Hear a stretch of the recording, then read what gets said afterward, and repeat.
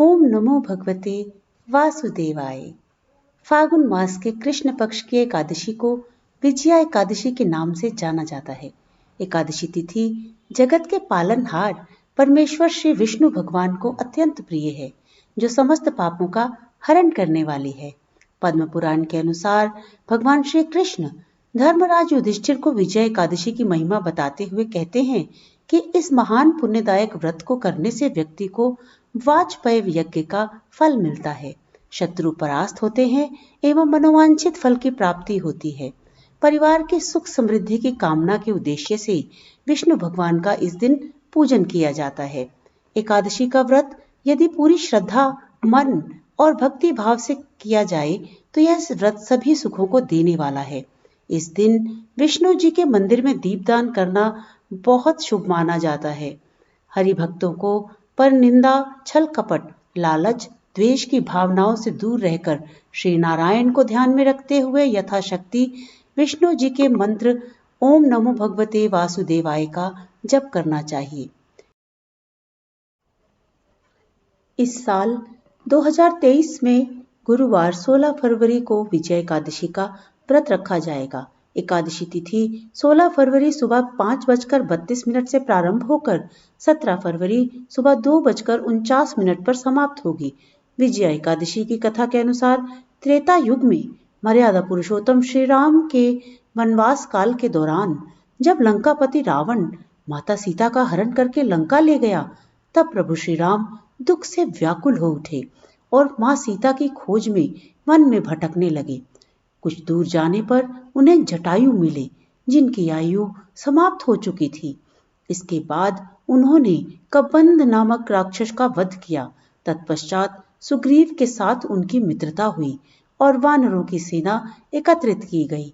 हनुमान जी श्री राम के दूत बनकर लंका गए और मां सीता को प्रभु की मुद्रिका प्रदान की।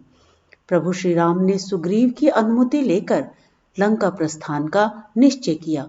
समुद्र के किनारे पहुंचकर लक्ष्मण से कहा, हे सुमित्रा नंदन, किस पुण्य से इस समुद्र को पार किया जा सकता है? यह अत्यंत अगाध और जल जीवों से भरा हुआ है। ऐसे दुर्गम मार्ग से होकर लंका कैसे पहुंचा जाए? इस सागर को पार करने का कोई भी उपाय मुझे नहीं सूझ रहा। अगर तुम्हारे पास कोई उपाय है तो बताओ। श्री रामचंद्र जी की बात सुनकर लक्ष्मण बोले, प्रभु, आपसे तो कोई बात छिपी ही नहीं है। आप स्वयं सर्व समर्थमान हैं। फिर भी मैं आपको कहूंगा कि यहाँ से आधा योजन दूर परम ज्ञानी पगदालभे मुनि का निवास है। हमें उनसे ही चलकर इसका हल पूछना चाहिए। भगवान श्री राम लक्ष्मण समेत पगदालभे मुनि के आश्रम में पहुंचे और उन्हें प्रणाम करके अपना प्रश्न उनके सामने रख दिया। मुनिवर उन्हें देखते ही पहचान गए कि ये पुराण पुरुषोत्तम श्री राम हैं और बोले, हे राम, यदि आप अपनी सेना समेत फागुन मास के कृष्ण पक्ष की विजया एकादशी का व्रत रखें, इस व्रत से आप निश्चित ही समुद्र को पार कर रावण को पराजित कर देंगे। श्री राम जी ने तब उक्त तिथि के आने पर अपनी सेना समेत मुनिवर के बताए विधान के अनुसार एकादशी का व्रत रखा। इसके बाद उन सभी ने राम सेतु बनाकर समुद्र को पार किया और लंकापति रावण को परास्त कर युद्ध में विजय प्राप्त की। जो मनुष्य विधि पूर्वक विजय का व्रत करते हैं, उन्हें इस लोक में विजय प्राप्त होती है और उनका परलोक भी अक्षय बना रहता है।